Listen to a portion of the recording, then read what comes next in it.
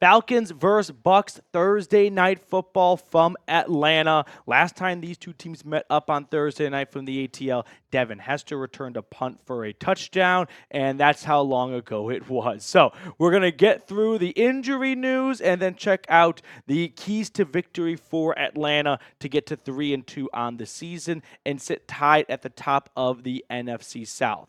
But first, sub-4 dubs. I know this might sound a little bit cheesy and corny, but I've got numbers to back up that the more subscribers we get, the more likely Atlanta is to win. It's a 1-to-1 ratio right now.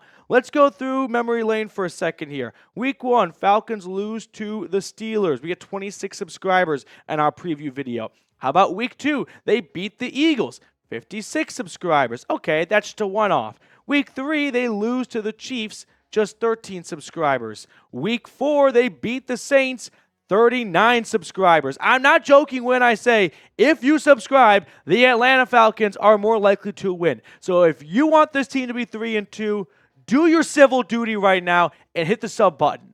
Now, let's set a little bit of a primer for this matchup by looking at both teams here. The Falcons against the Bucs, as we are 1/4 of the way into the season, and we have a much better idea as to who's who in the NFL. Falcons offense goes up against a pretty good top 10 Bucs defense in points allowed, giving up a little under 20 points per game. Atlanta getting a little bit better on third down. They were better than they were in week 4 than weeks 1 through 3, but still have some work to do. Same goes for the red zone as well. Meanwhile, the Buccaneers offense has been one of the better offenses in football under Baker Mayfield, putting up over 24 points per game. They've done a really good job of protecting the football too. Just 3 turnovers, which we'll look at later on. But by most measurements, the Buccaneers offense is top half in the NFL in pretty much every metric. Now, some quick injury reports to hit on before we look at my keys to victory. Bijan Robinson was limited on Monday and Tuesday for the shortened week with a hamstring injury. If that means more Tyler Algier, no one should be crying over that. He was awesome on Sunday against New Orleans. Ray McCloud, Caleb McGarry, both limited. It's encouraging to see McGarry participate in practice for 2 straight days.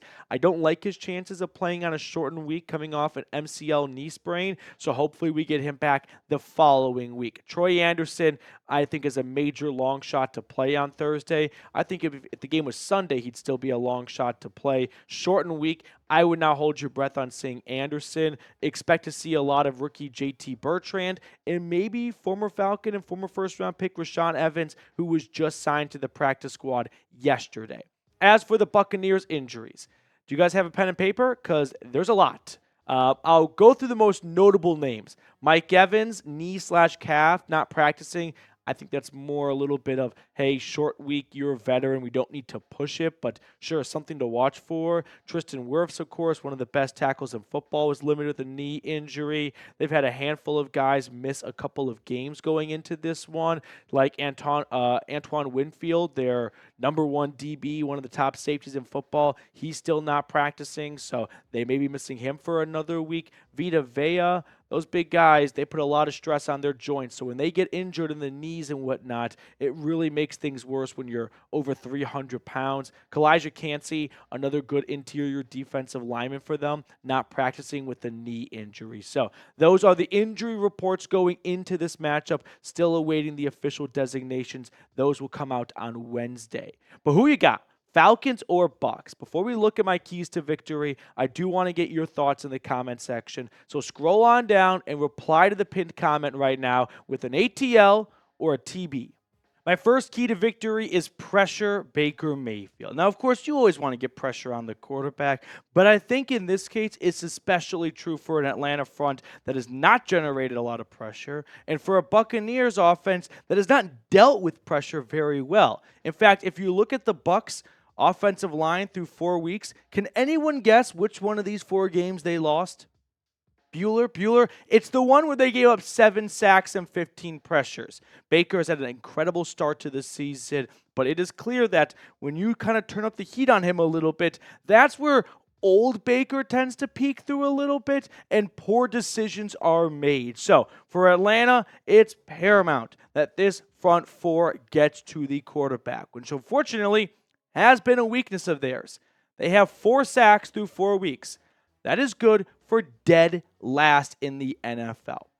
They are tied for 26 in pressures. And you might think, okay, well, they probably need to blitz a bit more. And you're not wrong, but they're not very far off from being right dab stab middle in the middle of the pack when it comes to blitzes. So you can dial up some more pressure, I suppose, but at some point, you just got to get to the quarterback with your preset pass rushers. Judon, Jarrett, Carter. I mean, those are your top 3 guys at getting after the quarterback, and they have to be able to get there without a bunch of help via the blitz. And I'm not going to call out any one guy or something like that as like he needs to be better, but Judon, I feel like, needs to probably put a little bit more pressure on himself for bringing home the bacon, because clearly no one else is really stepping up to the plate much outside of him and Grady Jarrett. So, Judon, the runway is yours. Take over this pass rush. This defense needs you to do it.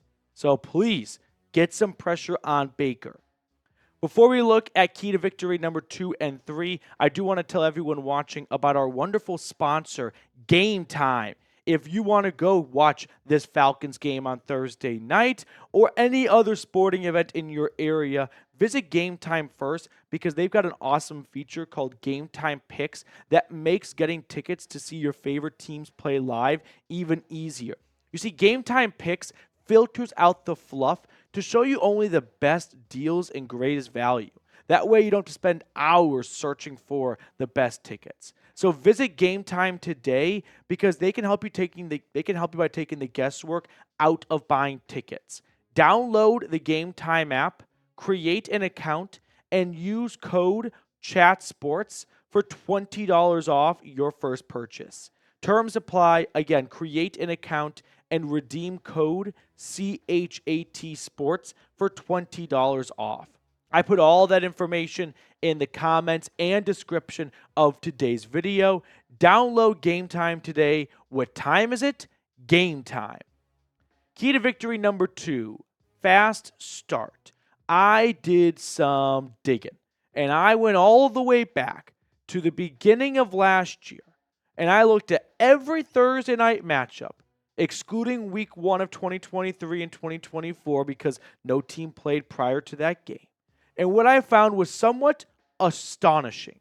So, from all the Thursday night matchups dating back to week 2 of last year to present day, excluding week 1 of 2024, the team that won scored 180 points combined in the first quarter. Teams that lost scored 54. Yeah, teams that win are going to outscore teams that lose, but not by this great of a margin in the first quarter. When you're playing on Thursday night, you are at a major disadvantage. The NFL is doing this for money and for views, and we are all suckers for it. We go right to the teat. If it's more football, we are there on our hands and knees. But the players are the ones that pay the price for this, because this is an extremely physical and violent game, and turning it around that quickly is realistically not safe and not great for the players, but it's the NFL. So they don't really care about player safety. They've got guys playing on soccer fields in Brazil. But still, 180 points in the first quarter versus 54. You could go back to this past Sunday and look at all the matchups and look at all the teams that won and see how many points they scored in the first quarter compared to all the losers in first quarter. It's not going to be that big of a disparity.